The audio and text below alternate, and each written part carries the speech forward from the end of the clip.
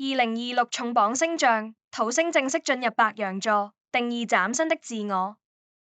土星自2023年進入雙魚座後，終於在2月14日為這場救贖之旅謝幕，正式進入白羊座，為生命展開新的課題與成長旅程。回望這2年多的時光，你經歷過哪些失望，令你從幻滅中看清真實？你因為什麼而迷失過，令你在人生規劃上兜遠了路？你為着什麼而沉溺過，讓你不顧一切地付出與犧牲？你一直在逃避，不願面對的責任是什麼？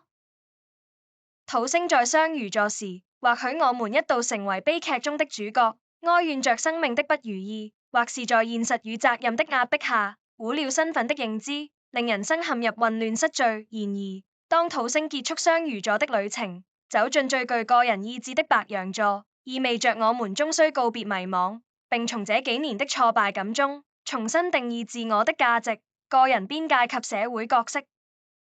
尤其土星象徵規範、責任與模式，結合白羊座的開創力量，它在本命盤掠過的位置六芒星，意味着我們將在該領域上虛構迎新，面臨新的角色轉變，建構出新的運作模式。然而，顛覆重來過程必先產生劇烈的陣痛，特別是本命盤上受影響的人，將會在這幾年內迎來重要的變革，劇烈地感受到那推倒重來的改變，清晰體會成長過程中無可避免的課題，在蛻變過程中展開新的試煉。土星進入白羊座後，將會再次與海王星會合，這令我們在重塑新自我時陷入矛盾的漩渦。我們既渴望與他人連結，渴望着新的人生角色，尋求着全新的自我，卻又懼怕着原本的自我將化為烏有。